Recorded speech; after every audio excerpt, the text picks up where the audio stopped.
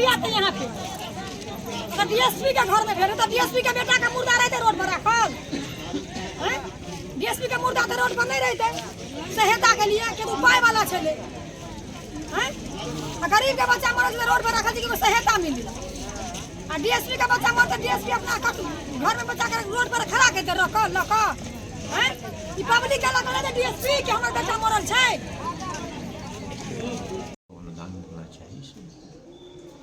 आप अभी मनुखिया के महंत के पद पे आप ही हैं। हाँ।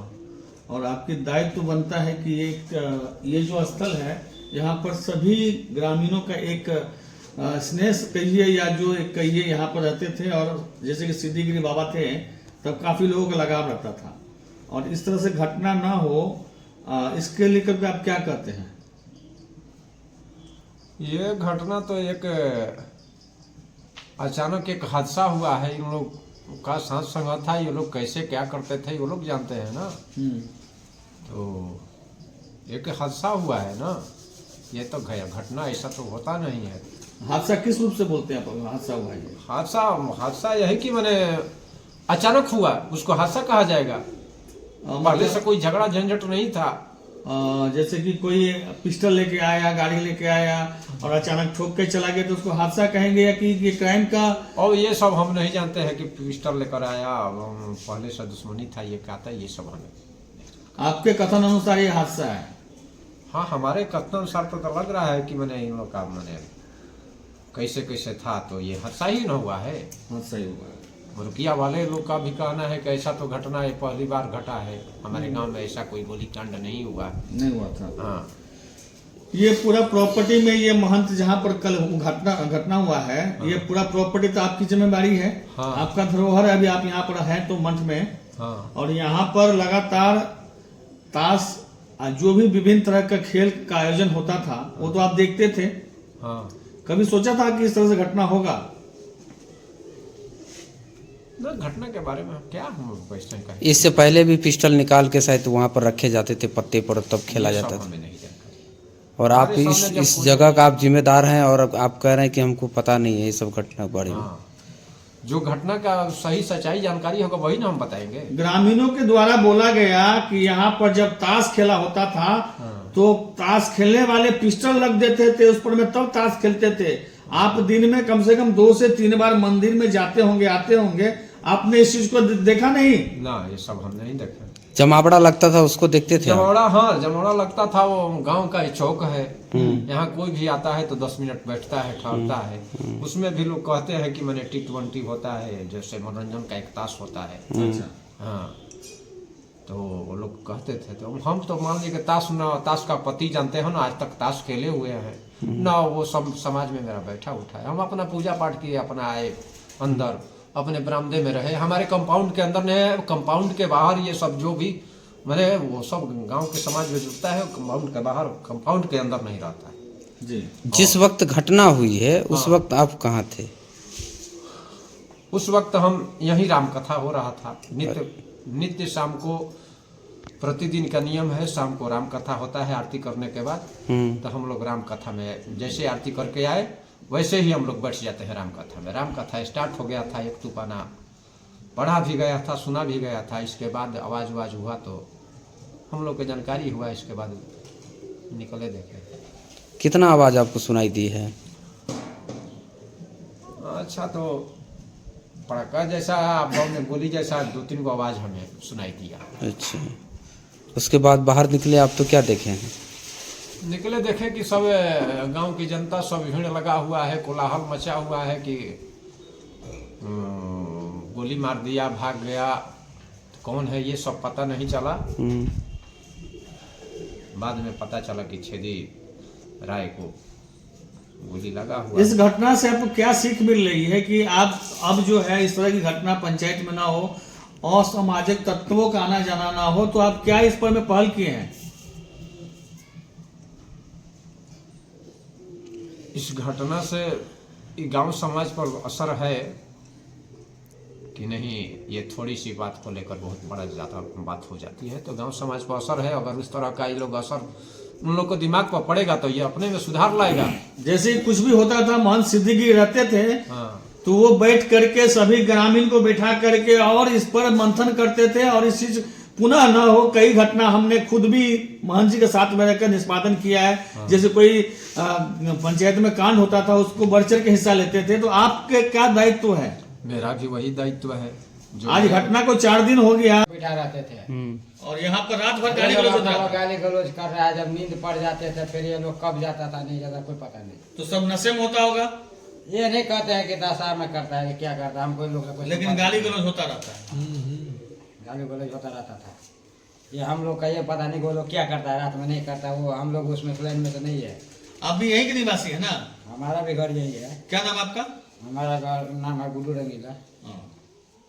तो दोस्ती करते हैं ना, दारू पीने वाले के साथ दोस्ती करते हैं। बहुत अच्छा, ये तो आप बढ़िया कर रहे हैं कि आपका हमारा काम है, बैठ जाते हैं उस पर रामायण कथा होता है, सबको बैठ जाते हैं, हम अपना खाना बनाने चले जाते हैं। 8 साढ़े 8 बजे के बाद हम लोग का रूम बंद हो जाता है।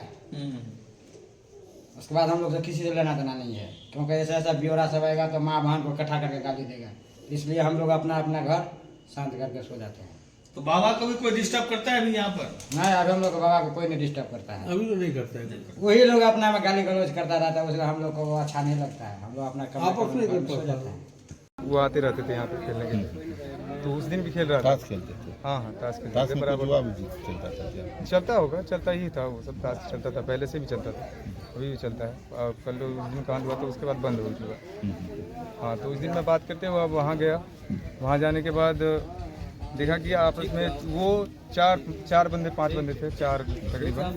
तो वो सब आपस में ही, और एक छेदी चार थे, हम थे वहाँ पे, बस बात कर रहे थे फ़ोन पे।